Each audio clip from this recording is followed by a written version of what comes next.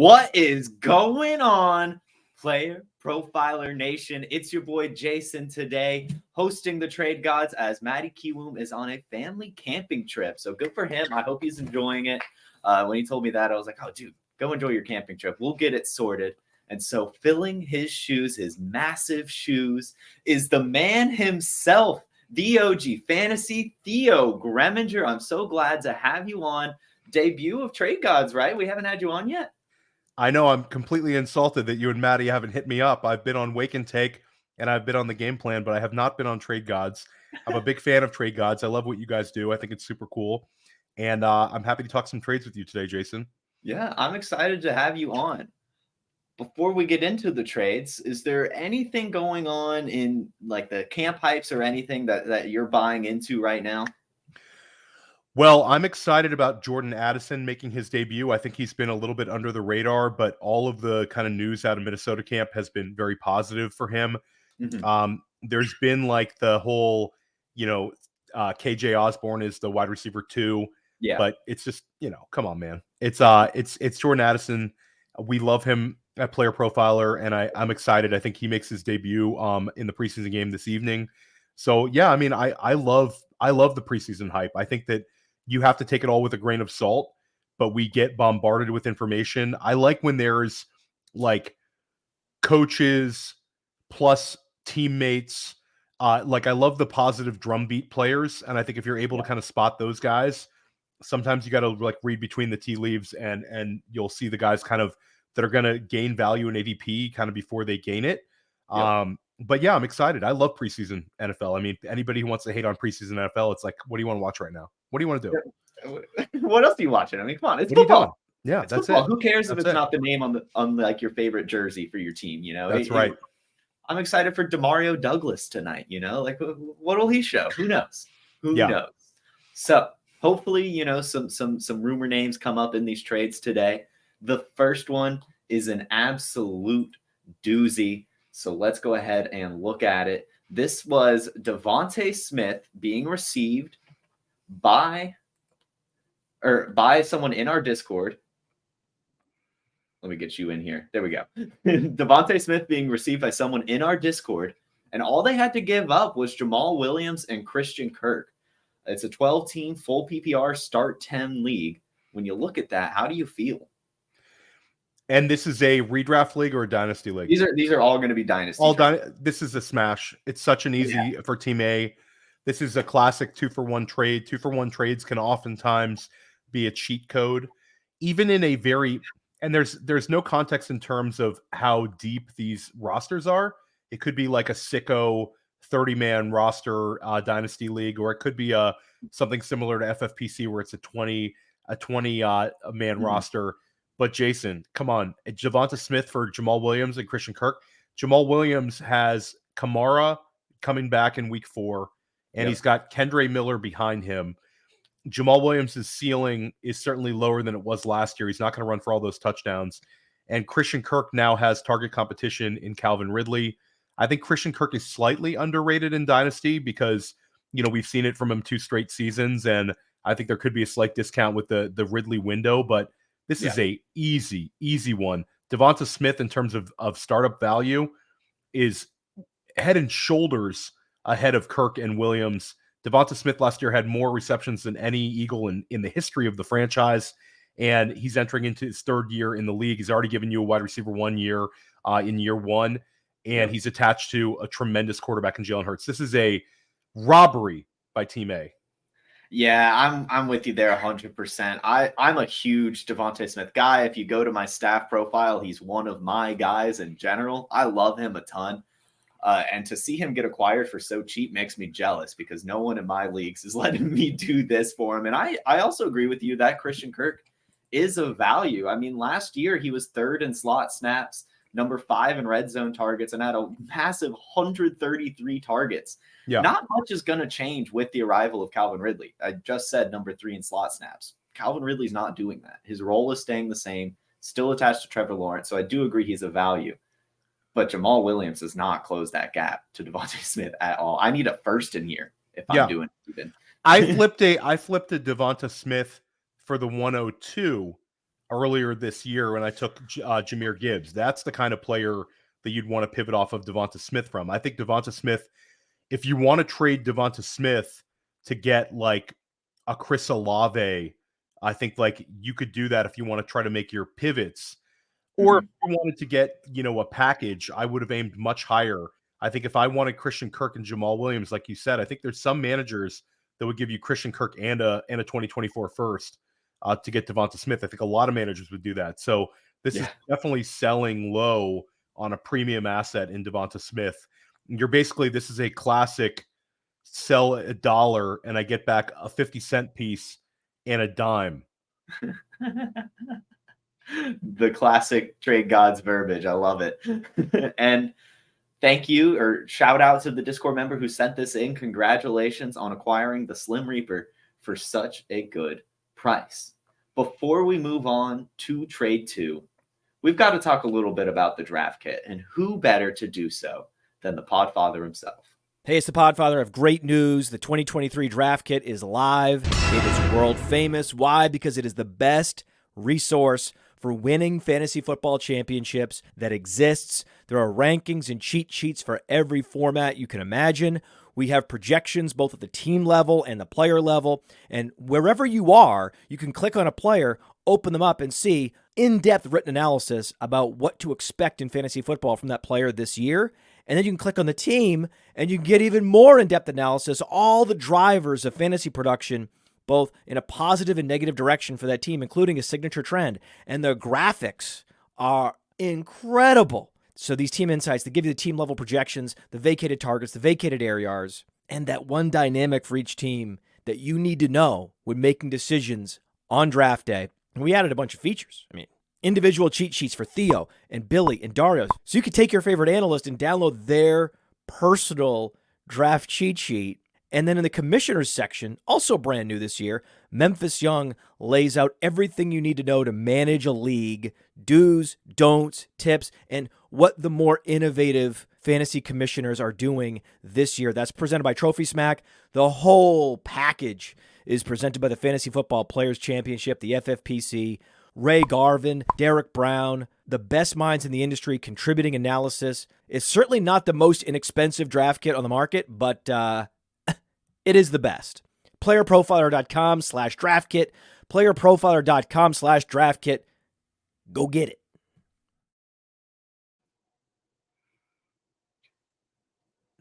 All right. I don't know what happened there. My it just completely froze the entire time that was playing. But we are back. Theo, you worked on the draft kit. You headed that thing. Are you glad to see your baby out there in public? Yes, there's still stuff we're doing behind the scenes. I just updated my top 300. Doing rankings is very difficult, Jason. It sounds easier than it is, but I worked on it for a while. It's dropping this week, and a little bit behind schedule, but it's still coming. And then we're doing our ADP movers, which is a cool thing. If you've subscribed to the draft kit or you have the all-in package, take a look. We're updating those quite frequently. Matty Kiwoom is writing some of those. I'm writing some of those. And Tyler Football is. And maybe even Jason might step up and write a couple of those. They're very short. There's for instance, like when we see guys with their ADP moving, we write a little bit. It's, 2 or 3 paragraphs about a player that's, red hot now in August for you to keep a look on. So it's another just cool thing we're dropping continually. I think the draft kit is awesome. I think the all-in package is awesome. I think you get a ton of bang for your buck based on what we put into there. And Jason, you did 2 team previews, correct? Yeah, I did the Steelers and the Browns. I did a couple players too. You did quite a few players. You did some video content. So I did as well. So you see us, and then you also see some analysts. It's just awesome. It was a lot of work put in by a lot of people, but the end result was really, really cool. Yeah, I mean, I feel like we should honestly change the name from Draft Kit to like Fantasy Football Cheat Code at this point with how much is in that thing. I mean, we just added the Rate My Team tool, Evan Ringler's Rate My Team tool. We did. There's a lot. There's a lot of things you can do. There's a lot of tools. I think, taking a deep dive into, the analytics, the stuff that we have available now with analytics. I mean, it's very impressive. Some of the things on the website. I don't even use half of them. But I think that there's no matter what you're looking for, whether it's rankings, whether it's analytics, whether it's a cheat sheet for your draft kit, like we've got you covered. So it's definitely some very, very cool stuff. A lot of talented people putting a lot of work into it. It's pretty awesome stuff. Yep. And don't just stop at the draft kit. Get the all-in package and use promo code Jason, Theo, or Maddie to get $10 off of the whole package and get all of the player profiler tools. Theo, you ready to jump into trade 2? 100%. I hope it's a better trade than the Devonta Smith robbery. There'll be some good discussion here. I have a feeling we might disagree. This is A.J. Brown in a 16-team Superflex PPR tight end premium start 11 trade being received for Kyle Pitts. Straight up. A.J. Brown for Kyle Pitts. Now, I'd love to know the level of tight end premium here, Jason. It is you get 2 points for a tight end reception, and I think they said 1.25 for a wide receiver. So it's actually a tight end premium and wide receiver premium, but it's a more loaded up premium. That's a wild league, especially a 16-teamer. Gosh, this is a difficult one because in a 2 point for tight end reception, plus you have the age discrepancy where A.J. Brown is, I believe, 26 this year, and Kyle Pitts is, I believe, 22 or 23 this year. So you have a gap in terms of the age. You also have the positional advantage of Pitts in this sort of format. This is a lot closer than like a lot of people might think. Despite the fact that we had a disappointing season from Pitts last year, we did have a 1,000-yard season for him as a rookie. He's one of the best tight end prospects we've ever seen. And right now he's being drafted right around tight end 5 or 6 in redraft still. So the market is still very high on Kyle Pitts, looking for a big bounce back. I hate doing this in this sort of a tight end weighted format, but I think it's still A.J. Brown. I think A.J. Brown, like in our overall dynasty rankings, we have A.J. Brown higher than most sites. I think A.J. Brown, like last year, had career highs in a lot of categories, but I think he's a dark horse for tight wide receiver 1 overall this year. We saw 140 targets for him last year, and I think people kind of expect that that's kind of be what it is. But I think, he could be 160 targets. As much as we like Devonta Smith, I think I still lean A.J. Brown side. But it's closer than people think based on the fact that it's not only a tight end premium, but it's a 16-teamer. Yeah. So like if you end up having that big time tight end scorer, it actually is more impactful than the same scoring format if it was a 12-teamer. Because the difference between tight end 1 and tight end 16 could be just astronomical if Pitts does reach that level in his career. But I'm still probably going to go with A.J. Brown. I think there are some challengers to Pitts in terms of tight end 1 overall in Dynasty among the very young ones. I think people expect Travis Kelce to kind of tail off at some point. He's been sort of ageless, and Mark Andrews is getting up there as well. Kittle's 30. But I'm still going to go A.J. Brown. Where are you at? Yeah, I think the logical answer is A.J. Brown, but given I'm in Atlanta and I do firmly believe in Kyle Pitts, we just even had the league-winning article with your player profiler staff, and Kyle Pitts was my choice to help win your league in rounds 3 through 8. So I'm with Kyle Pitts on this side, and part of why is how you mentioned it's a 16-team league, and having the tight end advantage in a 10-team league, a 12-team league is already enough. But now with 16 teams, you are just setting yourself up for a win each and every single week just from that position alone. And I just really do believe that this is the year for him. You mentioned the 1,000-yard rookie season, but last year, even though everything didn't go there and he missed some games with health, and Marcus Mariota was his quarterback, he was still just fantastic. Led all tight ends in target rate, air yard share, deep targets, unrealized air yards, and even average cushion, showing that he's getting open. And it doesn't stop there either, as he was just number 2 in target share, number 2 in ADOT, and number 5 in expected points per game with terrible, terrible quarterback play. I'm believing in Desmond Ridder. I'm believing in the Falcons. And I believe Kyle Pitts going into his third year will finally get it done. And here's why also. When you look at the Falcons offense, I know, Theo, you agree with me. Bijan Robinson is fantastic. Yes. And he will be fantastic. You can't cover everyone. And I agree with Billy Muzio. You guys have had fantastic discussions on this in First Class Fantasy. Something has to give. And for me, the someone that gives is Drake London. I see Drake London lined up against the number one cornerback every single game. I see Bijan Robinson probably being covered by a linebacker or safety. I see a spy staying on Desmond Ridder to make sure he's not scrambling. I see the cornerback 2 on Mac Hollins, who's having a very impressive camp. When you say all that, who the hell is covering Kyle Pitts? And he's already has all these drum beats going his way this offseason, forming the connection with Desmond Ridder. I went to their camp on Friday, and they were working alone together, Desmond Ridder and Kyle Pitts, really trying to get that formed. So I'm just all in on Kyle Pitts this season. So I would rather have Kyle Pitts in this format, in this league. But again, the logical answer, it does make sense to get A.J. Brown. I'm projecting a Kyle Pitts success. There's nothing else behind that. So A.J. Brown, the better answer, but I do think by the end of the year next year, you're going to wish you kept Kyle Pitts. Yeah, this is super close. Yeah. Tough one for sure. And I like your comment about, Atlanta. I will say that I think that there is a situation where all 3 of them hit at ADP in redraft. And I think it could be very consolidated. You bring up like Mac Hollins, but Mac Hollins, I think, kind of had his career year last year, and he's getting a little bit older. I think he's more of a role player.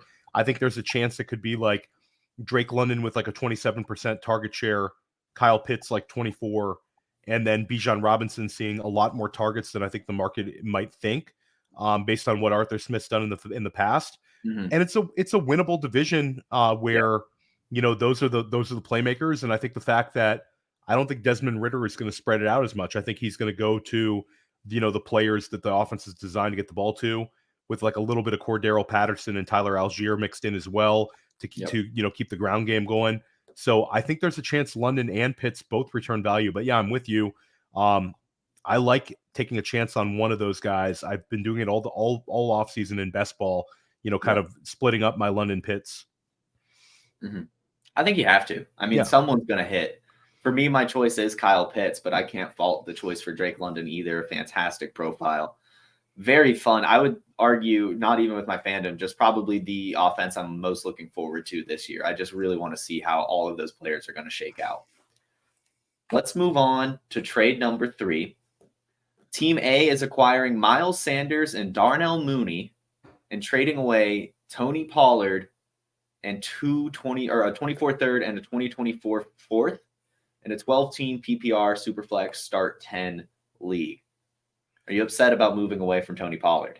I'm all in on the Pollard side. I think this is another trade where it's a 2-for-1 trade essentially. We can ignore the picks, but I would take Tony Pollard instead of Miles Sanders and Mooney straight up. And then you tell me I get a third and a fourth out of it in a super flex league where that third could be worth something. Yeah. I'm all over the Pollard side. I think it's really not that close for me. I don't think Mooney's going to see the volume to return anything. And I think Sanders is kind of maybe at his peak value right now. I know he has an insulated contract where he's going to be a thing for like the next 2 years, basically with the money they gave him. But at the end of the day, I don't see Sanders as anything more than like an RB2. And Pollard has RB1 overall in his range of outcomes. And Pollard also has less tread on the tires than Sanders. Yeah. So Pollard, it's the Pollard side all day long for me here. People, you got to do better. You don't, get a little more than Darnell Mooney, and certainly don't give up the picks on top of the better player in a 2-for-1. Yeah, that's kind of my big hang up here is you're giving up the better player in a 2-for-1, and you're kind of selling low on Tony Pollard. I mean, people are still worried about the injury. People are still worried that Ezekiel Elliott might re-sign. And yet Tony Pollard has been efficient with Ezekiel Elliott. And yet Tony Pollard's probably going to be perfectly fine attached to the Dallas Cowboys offense that's going to be high octane and probably run through him a decent bit. We've still got top 10 probably for Tony Pollard next season. So this is just not enough for me either. I'm just the biggest Miles Sanders hater. The amount of disdain I have for Pat Freiermuth is tripled for Miles Sanders. He's just the most average running back, and last year he had such a good year in Philadelphia because of Jalen Hurts, because defenses had to, make sure that Jalen Hurts wasn't scrambling on a read option. He fell into the end zone a lot on a great offense. Yeah. He will not have those opportunities in Carolina. And the whole notion that he's going to return to what he did as a rookie receiving wise, like Tony Pollard, if Tony Pollard hits as a receiver this year, this could be like a 70 reception season for Tony Pollard, where Miles Sanders, you're going to be really happy if he gives you 50 or 45. And Pollard has a higher range of outcomes in terms of touchdowns scored, much better offense. The Dallas Cowboys offense could be one of the higher scoring offenses in the league. Yep. I mean, Jason, this one it's a smash. Team B crushed it on this one. For sure. Before we move on, are you in on the Bears becoming a higher pass offense this year? Like, do you think they're going to be passing more? Yes, I think they'll be passing more. I think that it sounds like they're going to be a little bit more diverse in their attack. And I think that DJ Moore is going to be a guy that you want to keep the defense honest with and give him opportunities for yak. Mooney's fine, but Mooney's kind of a purgatory guy in terms of like what you're going to get out of him. Like Mooney is a wide receiver 4/flex. Maybe he finishes inside the wide receiver 3 land. I wouldn't bet on it. My better bet would be he's like a wide receiver 4, gives you some solid weeks, and DJ Moore is going to see a very, very high target share. I think that the passing volume goes up. It's not going to go up dramatically, but they have to keep defenses honest by being a little bit more aggressive with the passing game.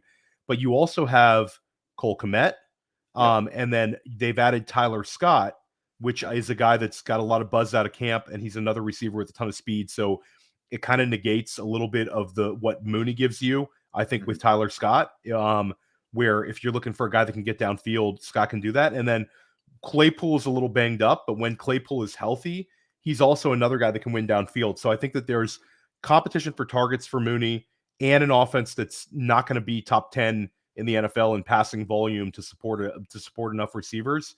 So I don't really see a whole lot of outs here for Team A. Team A is, again, you're trading like, your dollar for, this is probably more like a quarter, 2 quarters and like a nickel. I think that's the perfect way to put it. Yeah. I still wouldn't do it if this were the case, but it's just possible that Tony Pollard was like their only starting running back on their entire roster. But even then they went for a running back and a wide receiver. You downgrade the running back spot and you add a player that you're never going to feel that comfortable about starting as one of your 2 starting wideouts. Yeah. It would take a DJ Moore injury to make Mooney a guy you'd want to put in your lineups. And even if DJ Moore was injured, then Mooney would still not be a guy that would have an incredibly high weekly ceiling. So it's a whack trade, Jason. It's a whack trade. It is. Hopefully trade number 4 is less whack. Garrett Wilson has been sent away for George Pickens, the 105, and a 2024 second in a 12-team half PPR. Only start 8. 1 quarterback. Okay, so 12-team start 8 players, and it's half-point PPR. In a half-point PPR, Wilson loses slight value versus a full-point PPR. So you get the 105. So you're looking at a potential Quentin Johnston or Jordan Addison, assuming that we have a normal Bijan Robinson, Jahmyr Gibbs, Jackson Smith, and Jigba top 3.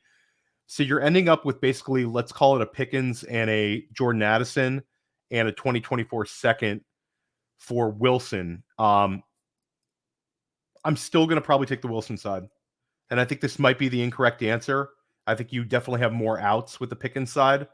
But I think at the end of the day, a Pickens, it's kind of like I would like to know the depth of the rosters, because I think that like a Pickens and a Quentin Johnston or a Pickens and a Jordan Addison, there's potential that you end up with 2 wide receiver 2s.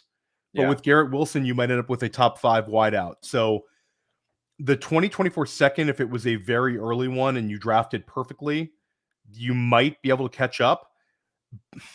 But again, in a start 8, I want the high-end outcome type guys. And I think at the end of the day, if one of these guys is a 20-point per game scorer, it's Garrett Wilson. And I think it's the Garrett Wilson side. I tend to lean on the better player in my trades versus the package. I think you can recover on the packages. I think Pickens right now is a little bit polarizing. I still like Pickens a lot, Mhm. but he has way more target competition than Wilson right now, and a worse quarterback. And then the 105, like I like those guys. I like getting an Addison or a Quentin Johnson or a Zay Flowers, but you're hopeful that those guys can flash anywhere near what Wilson did last year as a rookie with those horrible quarterbacks he was playing with. So I'm going the Wilson side. How about you, Jason? Yeah, I like what you said a lot about the hopefulness. I'll start this with, I do view Garrett Wilson as a sell candidate. I do think he's at the top of his market. Not saying that he'll maybe underproduce, but I just don't see him going much higher. With that being said, though, you are technically selling low because you're hoping that George Pickens becomes what we all want him to be, and you're hoping one of these rookie wide receivers ends up hitting. If they do, you're happy, but if they don't, you've burned yourself. And in a start 8 league, you want the studs. You want studs everywhere. And it's not enough for me, even though I'm a huge George Pickens guy. I'm a huge George Pickens guy. I'm here in Georgia, been hearing about him from UGA forever. I love his mentality. You know, the dude the guy is too intense. No one has ever been told that before. We just see day in, day out, fantastic contested catches from him. And I mean, he has the usage as well. Last year, he was 3rd in ADOT, 7th in deep targets, and 3rd in target premium. And even with all that, finished 12th in yards per reception. I do view that the Steelers offense will take a step forward this year. I do view George Pickens as the number 1 wide receiver on the Steelers over Deontay Johnson. But yeah, you're just selling low on Garrett Wilson. I think you're close. I think if that 24 second was a 24 first, I would definitely do it. Or if it was just like a player that you just kind of want to finish on your bench, like if you could throw like a John Mechie in there or a Nico Collins, like somebody with some ceiling, right? And it's definitely a close one. I think that it's close. Like you bring up the positives about Pickens, and I certainly have a lot of Pickens in Dynasty. And I think that the 105 could beat expectations. I think there's outs for some of those guys. Yeah. And you make a good point that Wilson is a potential sell just based on how the market has hyped him up. Mm-hmm. It really makes you think like the Wilson and Olave could potentially be at their peak in terms of dynasty value, even though we think they're going to smash this year. It's just like a simple business decision. The guy is he's a top 5 dynasty wide receiver, and he hasn't had a top 5 season. So that's basically, you're selling the market, if anything. Yeah. And I like that a lot in the wide receiver market, because I think you would agree, probably no one is ever passing Jamar Chase or Justin Jefferson.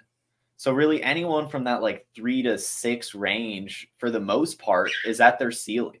So you've got to get a good return for sure, but I don't ever think it's necessarily a bad move selling at the top of a market, even if it is a superstar or a potential superstar in the young Garrett Wilson.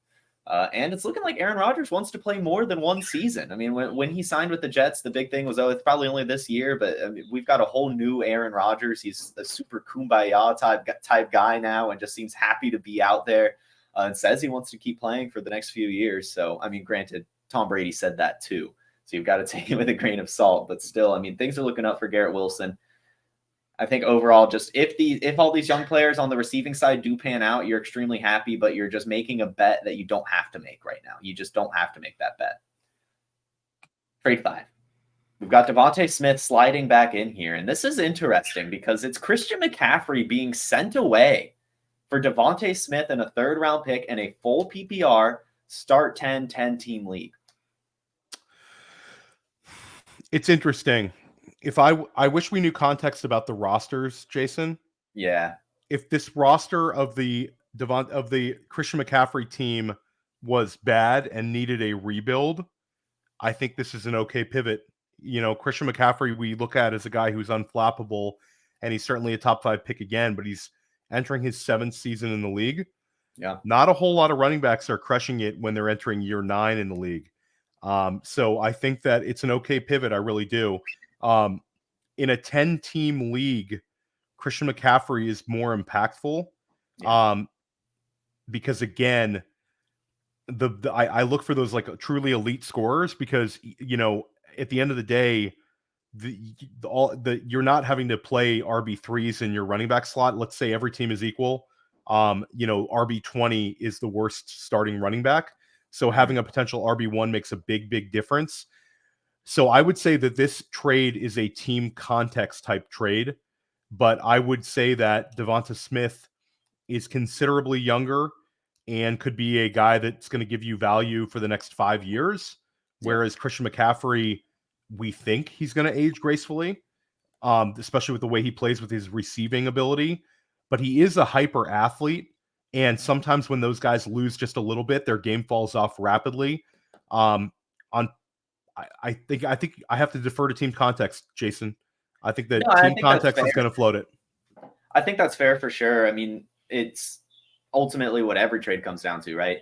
I think with me, my problem with this is, and we talked about it on last week's Trade Gods episode, go tune into that, audience, if you haven't yet. I don't want to sell these veterans in dynasty leagues, especially the ones with like Christian McCaffrey's type of level, until the football season starts, until we see him actually in action and the points start mattering, because the value is going to go back up. Christian McCaffrey goes out week 1, gets his 7 catches and 100-something yards and a touchdown. You're going to be able to get Devonta Smith in a first probably from the right team. So I don't like the move currently, because I do think you'll be able to get more for Christian McCaffrey later on. But in terms of just dynasty context and management in general, moving on for a younger wide receiver who projects to have a long career, given the type of receiver he is, it's not a bad move at all. And again, I'm a huge Devonta Smith guy. Last year, he had 10 less targets than A.J. Brown, but had 7 more receptions. And a fun little fact I always like to throw out is it took him 3 years at Alabama to break out. Now he's going to his 3rd year in the NFL. Maybe that aligns. So I do like acquiring Devonta Smith for sure, given his current value. It's tough giving away Christian McCaffrey. But to your point, last year was his first fully healthy game in like 4 years. In 2021, he only played 7 games. In 2020, he only played 3. So, I mean, getting away an older, injury-prone running back for a stud wide receiver is a good move. I just wish they would have waited until September to make this move. Yeah. Anything? Do you have anything to add before we go on to the final trade of the evening? No, I think these are the kind of trades that in Dynasty, both owners could walk away, really happy with this one. Yeah, definitely. Definitely. The team getting Christian McCaffrey, probably hoping to win their championship this year. The team with Devonta Smith, hopefully getting themselves in the right direction. And maybe, probably still in championship contention as well. So, Theo, this one was sent in, and I saw it. I was like, no way this trade is happening with the Theo Gremminger involved. And so I have names attached to these picks. Jahmyr Gibbs was sent away for Jakobi Meyers, Treylon Burks, and Devon A-Chain. Theo, how you feeling? It's not a bad package if this is a very deep league to get a chance at Burks, A-Chain, and Meyers. Gibbs, to me, is a level above in terms of his trade equity and value. I think I'm more in on A-Chain than most people are in fantasy. And I still think he's still, more of less of a sure thing in terms of usage than Gibbs. Treylon Burks, I think, is a borderline elite talent, but he's going to struggle to get, the amount of targets that I think he would have had without DeAndre Hopkins. It's interesting, though, Jason, if this is a super deep format, then I think this is kind of okay, but I still lean to the Gibbs side. I think Gibbs I would have maybe wanted a little bit more than Jakobi Meyers in this deal. And it's funny because if you look at moving up 4 spots and giving Meyers and Burks to do so, it almost looks like that's the stronger side. But I think at the end of the day, Gibbs is, I know where we have Gibbs ranked. We have him as a top 5 running back in Dynasty, and we have him as a first round Dynasty startup selection in non-Superflex. So he's incredibly impactful. I would have wanted to see like a 2024 second on top of this to kind of push it over the edge, or a slightly better piece than Jakobi Meyers, I think would have been more enticing. I think that Gibbs is probably worth a little bit more on the open market than Burks and A-Chain and Meyers right now. I think I'm with you in terms of the overall valuation. However, I'm with you on the A-Chain hype train. I don't think that there is just you couldn't draw up a better landing spot for him. And with that profile, the coaching staff, the scheme, everything, I really do think that even if he doesn't get a ton of volume, he's still going to be hyper efficient. And so I do love acquiring Devon A-Chain. I just don't want to give Jahmyr Gibbs to do so. It just feels a little off. But I do believe in Treylon Burks. I know he won't get the same amount of targets that he would because of DeAndre Hopkins, but he should still be efficient given his profile and athleticism.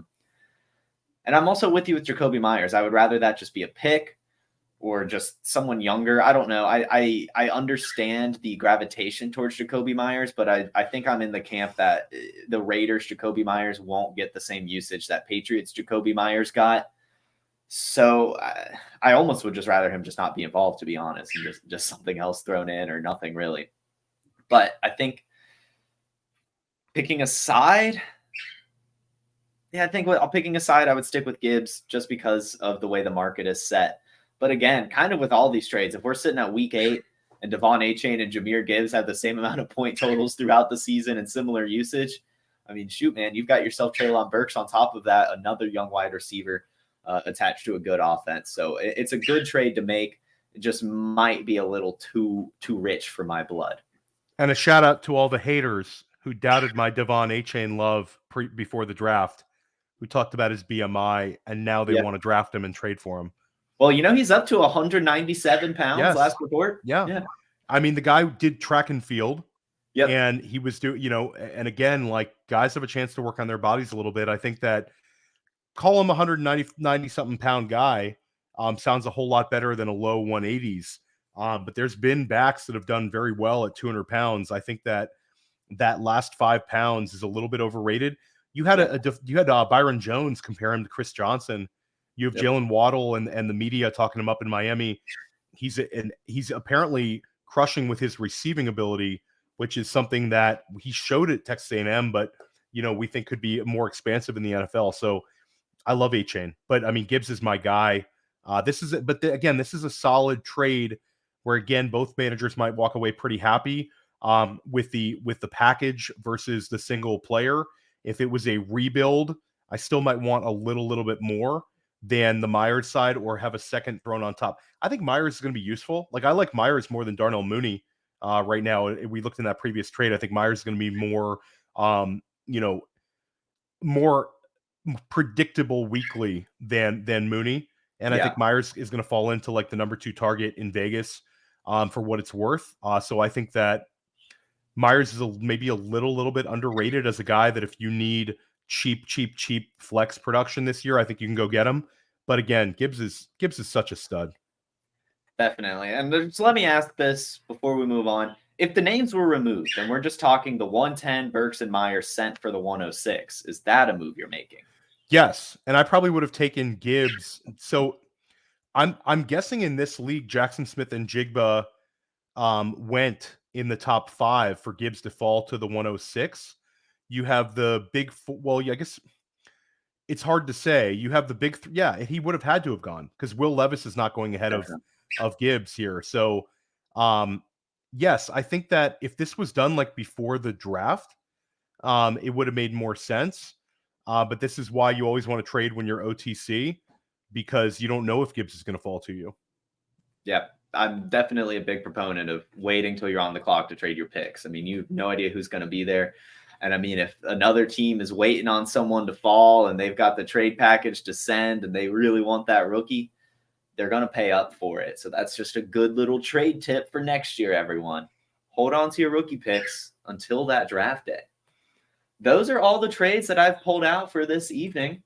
Theo, any just buy or sell candidates off the top of your head that you want the audience to know about? Again, it's kind of within league context, but I think that a couple of the younger players we talked about, I think the market might be a little bit higher on Devon A-Chain when the season starts. I think Treylon Burks is a guy that if you're looking to kick the tires and the manager is a little bit nervous, I would look at that. I've sold off a few Michael Pittman shares. I think he could kind of lose a little bit of value this year as we see kind of what that offense becomes with Anthony Richardson under center. I think it's, this is the time of year that if you're a contender to kick the tires on elite wide receivers that are past the age apex. I think certain managers are going to be valuing the Stephon Diggs, the Tyreek Hill, the Devonta Adams, the Cooper Kupps very differently league to league. I think a lot of people want to get out from under older players before, but if you're close to winning your league, those could be the guys that can kind of put you over the top. All of them averaged more than 18.5 points last year. So those are guys I'm looking to kick the tires on. And then also the same thing with the running back market. I think some of these running backs that are past the age apex are going to be cheaper than you think. And they could return RB1 value this year and help you make that championship run. So I'm kicking the tires on some veterans right now. I'm also kicking the tires on maybe some talented younger players that maybe the market's like a little bit beat up on or isn't quite there yet with. So I think it's an underrated time to be making trades. I also think you can look at like the redraft risers and you can maybe get a little bit of artificial value on some of those guys. A lot of times like last season and this time of year, I was able to trade off some, Cortland Sutton and some Gabe Davis, some guys that really steamed up in redraft circles. Because the redraft market absolutely will influence dynasty managers this time of year. Oh yeah, for sure. And there's so much value to be found every year in, year out. I love the Michael Pittman take, especially with such a replaceable position at wide receiver. And the older running backs and wide receivers too. Cooper Kupp and Derrick Henry in particular are way too acquirable right now. Way too acquirable. So go do that, listeners. Theo, feel free to plug your shows, but I'm sure everyone's already familiar with you. Yeah, I have. Well, this is going to air, I believe, Thursday evening. So on Friday, Scott Barrett's going to be on press coverage with me. He's great for Fantasy Points, one of the sharper guys around. He was terrific earlier this year on First Class Fantasy. He's coming back on again. So I'm looking forward to that. And then go back and check out all my podcasts. We have Andrew Cooper and Deepak Chona. Dr. Deepak Chona is going to be doing injury content for us this year as a partnership between Sports Meds Analytics and Player Profiler. And he's really, really sharp. He's gonna be on with Billy and I, and also Andrew Cooper of Fantasy Alarm, also a really, really talented fantasy football content creator from Fantasy Alarm. He's fantastic. And then you can check out I Had a Bag Batoba on press coverage earlier in the week. I did a bunch of podcasts this week, Jason. Just go check them all out and make sure you watch Wake and Take every single day. Jason is absolutely crushing it with Wake and Take. If you miss it in the morning, you can definitely check it out. In the evening, the afternoon, whenever you want to consume content. I think Jason always does a pretty awesome job of bringing a lot in a short amount of time. And if you're, driving to work and you want to listen to something that can, in 30 minutes, Wake and Take, that's for you. So definitely check out Jason on Wake and Take all season long. Thank you. I appreciate that. And listeners, if you for some reason haven't checked out Theo's stuff, it's tons of them, but they're all so good and fantastic information. I love your shows. Appreciate and I love what you bring to Player Profiler in general.